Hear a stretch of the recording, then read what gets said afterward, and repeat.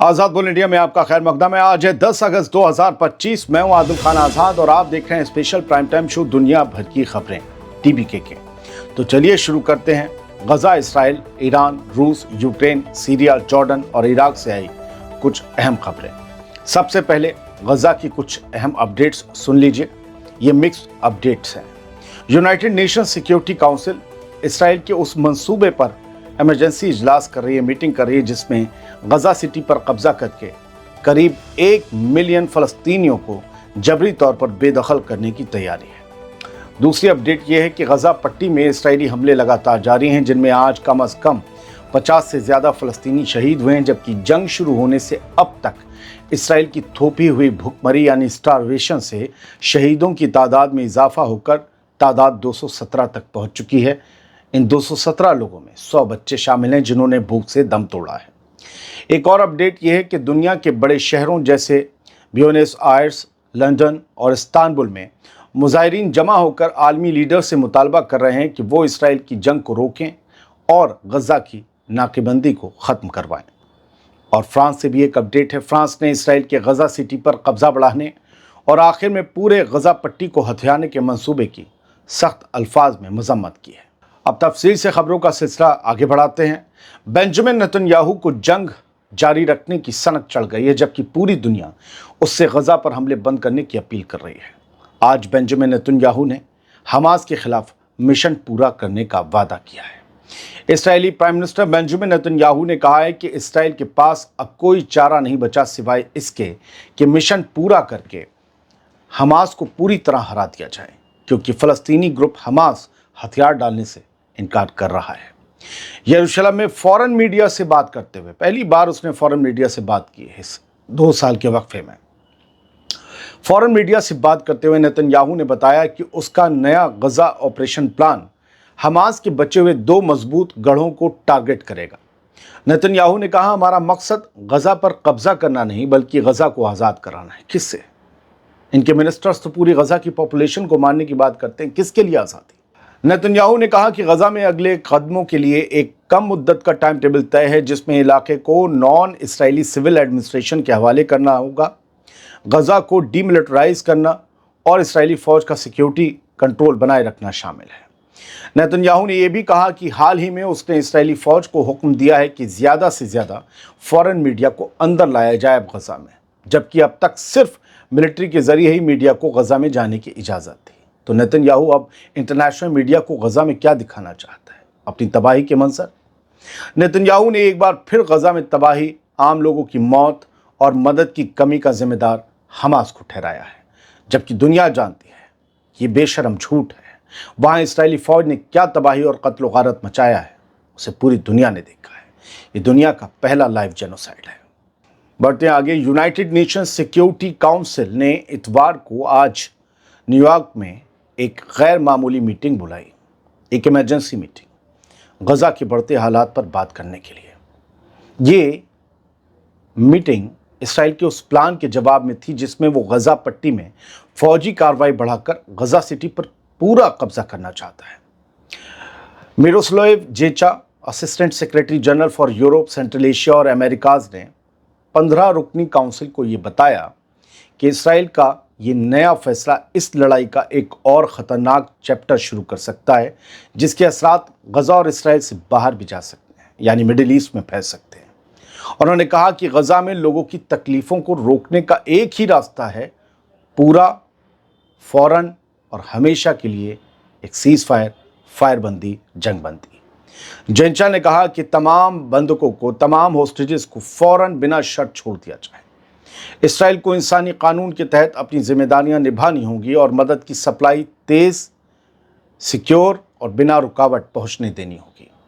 आम लोगों, इंसानी मदद देने वालों और मदद लेने वालों की हिफाजत ज़रूरी है।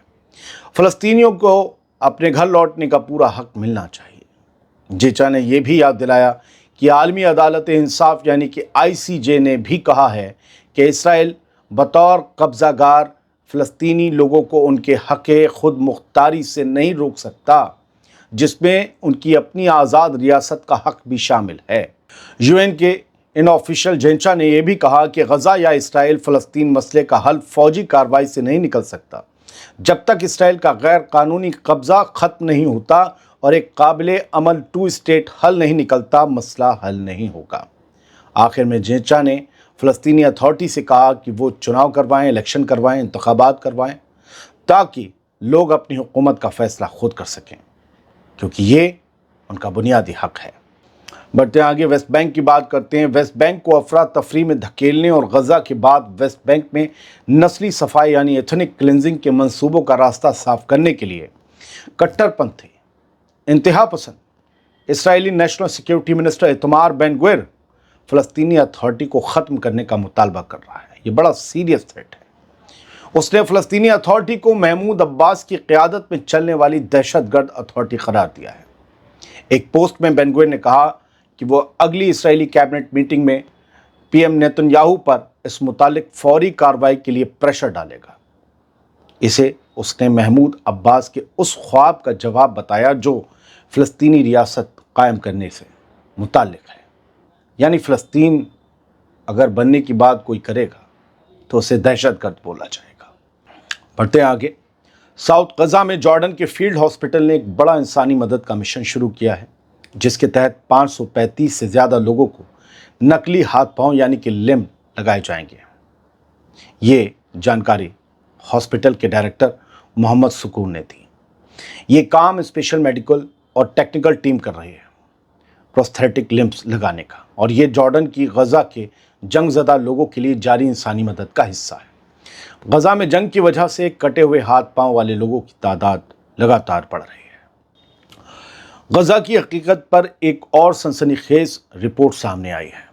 गजा गवर्नमेंट मीडिया ऑफिस का कहना है कि पिछले 13 दिनों में गजा पट्टी में सिर्फ 1115 ट्रक ही दाखिल हुए।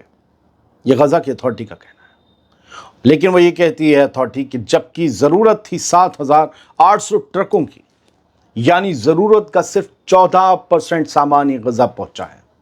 और यह भी बताया गया है कि कोई मदद का साफ रास्ता नहीं था, सिक्योर रास्ता नहीं था। ज़्यादातर ट्रक लूट लिए गए क्योंकि इस्राएली फ़ौज ने जानबूझकर इनसिक्योरिटी का माहौल पैदा कर दिया है।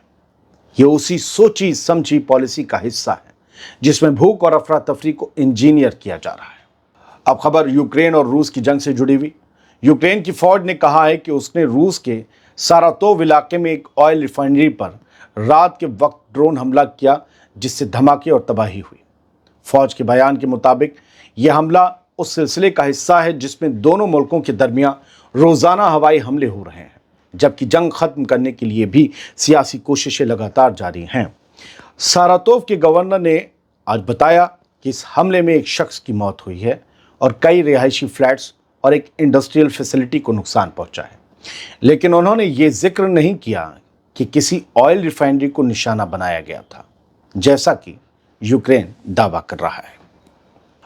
जर्मनी इसी महीने के आखिर तक नेशनल सिक्योरिटी काउंसिल बनाने की तैयारी कर रहा है ताकि अंदरूनी और बाहरी खतरों का सामना किया जा सके। जर्मन डिफेंस मिनिस्ट्री ने पहले बताया था कि इस साल मिलिट्री रिक्रूटमेंट में सालों बाद सबसे तेज़ बढ़ोतरी हुई है, जिसका मकसद है रूस से होने वाले खतरे का जवाब देना।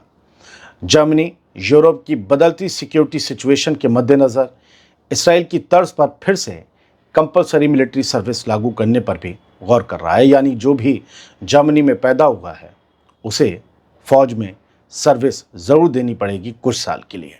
इराक में हिजबुल्लाह के लिए मुश्किलें पैदा होने का वक्त आ गया है और ये ईरान के लिए एक झटका साबित होगा। इराक ने इल्ज़ाम लगाया है कि ईरान की हिमायत से चलने वाली हिजबुल्लाह ब्रिगेड्स ने पिछले महीने के आखिर में बगदाद में एक हुकूमती एग्रीकल्चर ऑफिस पर हमला किया, जिसके बाद 2 पॉपुलर मोबिलाइजेशन फोर्सेस यानी PMF ब्रिगेड कमांडर्स को उनके ओहदे से हटा दिया गया।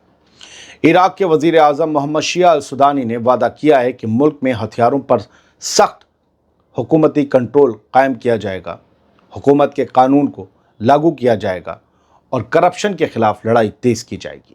इराक के PM सुडानी ने कहा कि ये इक़दामात किसी ख़ास ग्रुप या शख्स को निशाना बनाने के लिए नहीं है। उन्होंने अपने बयान में कहा, सिक्योरिटी स्टेबिलिटी के हालात में हुकूमती इदारों के बाहर हथियार रखने की कोई वजह नहीं है।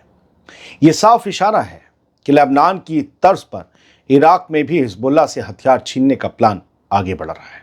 यहाँ भी हुकूमत वही काम कर रही है। हिजबुल्लाह के लिए अब ऑक्सीजन हर जगह कम होती जा रही है और ये ईरान के एक्सेस ऑफ रेजिस्टेंस पर एक बड़ी चोट साबित होगा।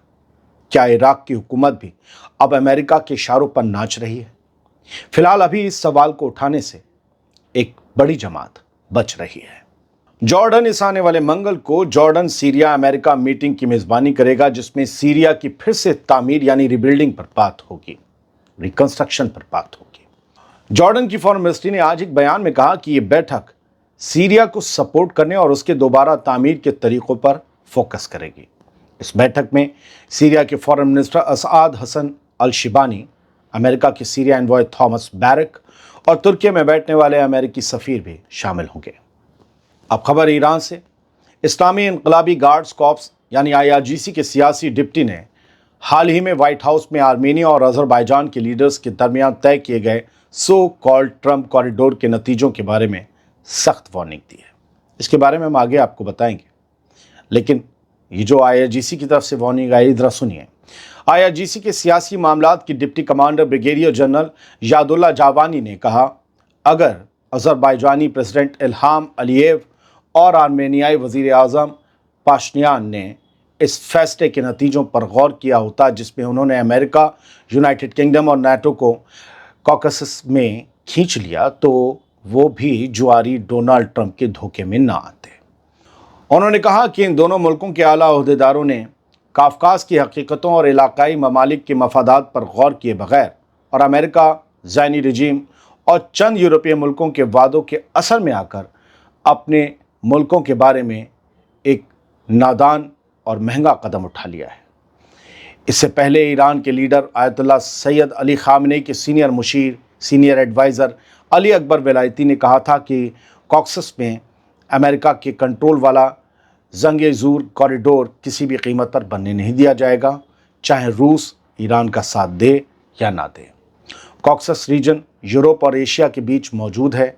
इसमें ईरान का भी कुछ हिस्सा शामिल है और अमेरिका इसी रीजन में अपनी पहुंच बनाकर फ्यूचर में ईरानी सरहदों तक अपनी फ़ौजें भी ला सकता है।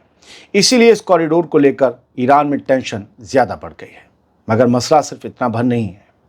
आयतुल्लाह खामनेई के एडवाइज़र अली विलायती का कहना है कि ये कॉरिडोर असल में एक सियासी साजिश है, जिसका मकसद अजरबैजान को उसके नक्चवान इलाके से जोड़ना नहीं बल्कि ईरान और उसके पड़ोसियों को कमज़ोर करना और नाटो की मौजूदगी ईरान की नॉर्दर्न सरहदों तक ले आना है। उन्होंने वार्निंग दी, नाटो ईरान और रूस के बीच ऐसे घुसना चाहता है जैसे कि कोई सांप, लेकिन ईरान उसे इजाज़त नहीं देगा। उन्होंने अमेरिका को 99 साल के लिए कॉरिडोर डेवलप करने के हक देने के आर्मेनिया अमेरिका समझौते को ट्रंप के भाड़े के सिपाहियों का कब्रिस्तान बताया, न कि कोई अमन का रास्ता। बहुत बहुत शुक्रिया। सलामत रहिए, खुश रहिए।